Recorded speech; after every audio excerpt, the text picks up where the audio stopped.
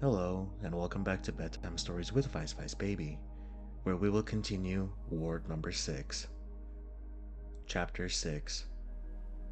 His life was passed like this. As a rule, he got up at 8 o'clock in the morning, dressed, and drank his tea. Then he sat down in his study to read, or went to the hospital. At the hospital, the outpatients were sitting in the dark, narrow little corner, waiting to be seen by the doctor. The nurses and the attendants, tramping with their boots over the brick floors, ran by them. Gaunt-looking patients in dressing gowns passed. Dead bodies and vessels full of filth were carried by. The children were crying, and there was a cold draught. Andrei Yefimych knew that such surroundings were torture to feverish, consumptive, and impressionable patients. But what could be done? In the consulting room, he was met by his assistant, Sergei Sergeyevich, a fat little man with a plump, well-washed shaven face with a soft, smooth manners, wearing a new loosely cut suit and looking more like a senator than a medical assistant. He had an immense practice in the town, wore a white tie, and considered himself more proficient than the doctor, who had no practice. In the corner of the consulting room, there stood a large icon in a shrine with a heavy lamp in front of it, and near it, a candle stand with a white cover on it. On the walls hung portraits of bishops, a view of the Svyatogorsky monastery, and wreaths of dried cornflowers. Sergei Sergeyevich was religious and liked solemnity and decorum. The icon had been put up at his expense. At his instructions, someone of the patients read the hymns of praise in the consulting room on Sundays, and after the reading, Sergei Sergeyevich himself went through the ward with the censer and burned incense. There were a great many patients, but the time was short, and so the work was confined to the asking of a few brief questions and some administration of some drugs, such as castor oil or volatile ointment.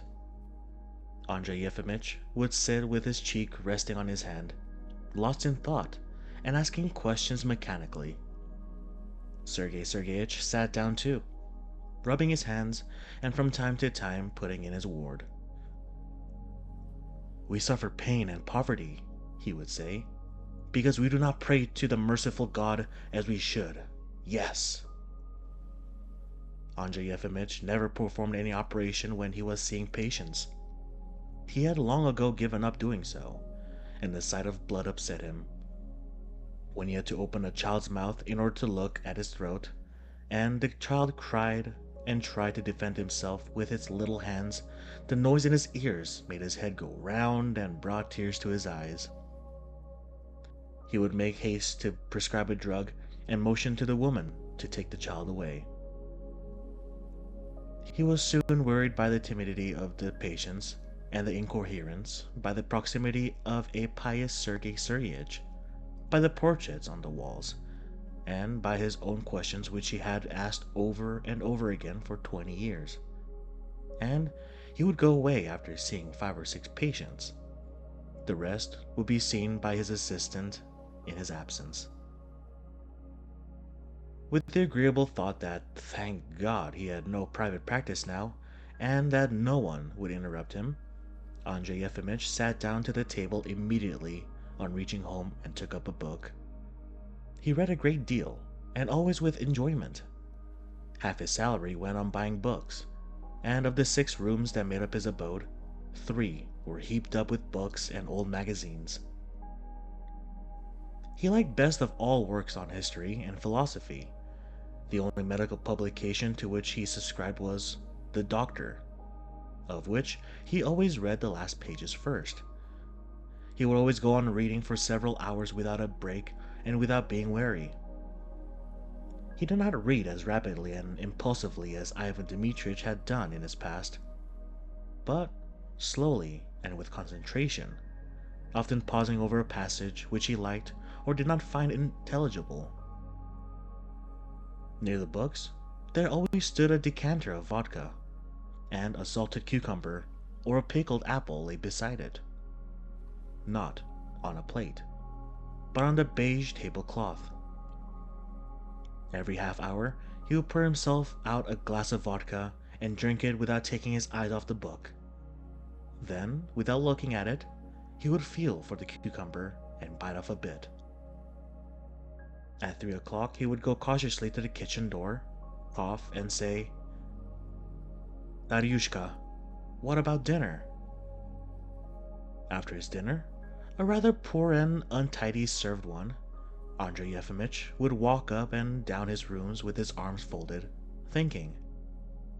The clock would strike 4, then 5, and still he would be walking up and down thinking. Occasionally, the kitchen door would crack, and the red and sleepy face of Daryushka would appear. "Andrei Yefimych, isn't it time for you to have your beer?" she would ask anxiously. "No, it's not time yet," he would answer. "I'll wait a little. I'll wait a little." Towards the evening, the postmaster, Mikhail Avianich, the only man in town whose society did not bore Andrei Yefimych, would come in. Mikhail Avianich had once been a very rich landowner, and had served in the cavalry, but had come to ruin and was forced by poverty to take a job in the post office late in life. He had a hale and hearty appearance, luxuriant gray whiskers, the manners of a well-bred man, and a loud, pleasant voice. He was good-natured and emotional, but hot-tempered.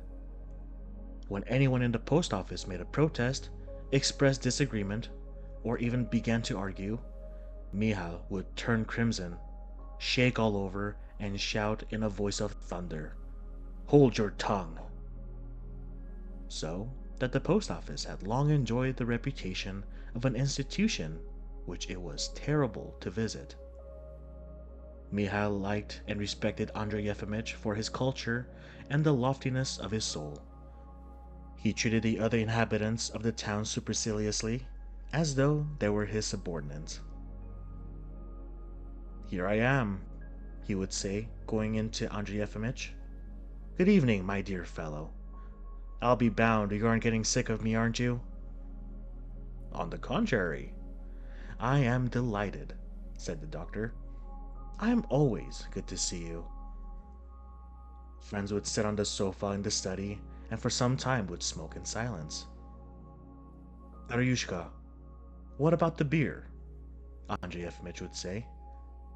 They would drink their first bottle still in silence, the doctor brooding, and Michal with a gay and animated face, like a man who has something very interesting to tell. The doctor was always the one to begin the conversation. "What a pity," he would say quietly and slowly, not looking his friend in the face. He never looked anyone in the face. "What a great pity it is that there are no people in our town who are capable of carrying on intelligent and interesting conversation, or care to do so. It is an immense privation for us. Even the educated class do not rise above vulgarity. The level of their development, I assure you, is not a bit higher than that of the lower orders." "Perfectly true. I agree." "You know, of course," the doctor went on quietly and deliberately, "that everything in this world is insignificant and uninteresting, except the higher spiritual manifestation of the human mind. Intellect draws a sharp line between the animals and man, suggests the divinity of the latter, and to some extent even takes the place of the immortality which does not exist. Consequently, the intellect is the only possible source of enjoyment. We see and hear of no trace of intellect about us, so we are deprived of enjoyment. We have books, it is true, but that is not at all the same as living, talk, and converse.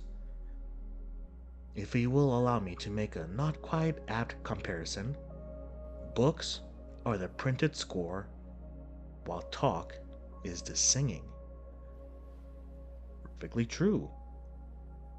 A silence would follow. Daryushka would come out of the kitchen and, with an expression of blank dejection, would stand at the doorway to listen, with her face propped on her fist. Eh, Mikhail would sigh, to expect intelligence of this generation. And he would describe how wholesome, entertaining, and interesting life had been in the past. How intelligent the educated class in Russia used to be, and what lofty ideas it had of honor and friendship. How they used to lend money without an IOU, and it was thought a disgrace not to give a helping hand to a comrade in need. And what campaigns, what adventures, what skirmishes, what comrades, what women! And the Caucasus, what a marvelous country! The wife of a battalion commander, a queer woman, used to be put on officer's uniform and drive off into the mountains in the evening, alone, without a guide. It was said that she had a love affair with some princeling in the native village. Queen of Heaven, Holy Mother, Daryushka would sigh. And how we drank, and how we ate, and what desperate liberals we wore. Andrei Yefimych would listen without hearing. He was musing as he sipped his beer. I often dream of intellectual people and conversation with them, he said suddenly, interrupting Mikhail. My father gave me an excellent education, but under the influence of ideas of the 60s made me become a doctor. I believe if I had not obeyed him, then by now I should have been in the very center of the intellectual movement. Most likely I should have become a member of some university. Of course, intellect too is transient and not eternal, but you know why I cherish so partially for it. Life is a vexatious trap. When a thinking man reaches maturity and attains to full consciousness, he cannot help feeling that he is in a trap from which there is no escape. Indeed, he is summoned without his choice by fortuitous circumstances from non-existent into life. What for? He tries to find out the meaning and object of his existence. He is told nothing, or he is told absurdities. He knocks at it, and it is not open to him. Death comes to him, also without his choice. And so, just as in prison men held together by common misfortune feel more at ease when they're together, so one does not notice the trap in life when people with a bent for analysis and generalization meet together and pass their time in the interchange of proud and free ideas. In that sense, the intellect is the source of an enjoyment nothing can replace. Perfectly true.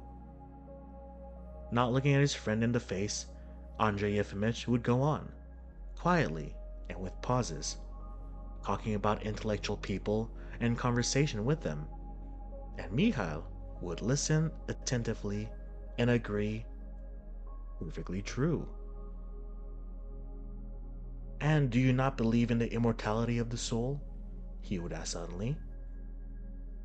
No, honored Mikhail, I do not believe it, and I have no grounds for believing it. I must own I doubt it too, and yet I have a feeling as though I should never die. Oh, I think to myself, old foggy, it is time you were dead. But there's a little voice in my soul that says, don't believe it, you won't die. Soon after 9 o'clock, Mikhail would go away and put on his fur coat. In the entry, he would say with a sigh, what a wilderness fate has carried us to, though really, what most vexatious of all is to have to die here. Yeah. Thank you for tuning into this episode of Bedtime Stories with Vice Baby.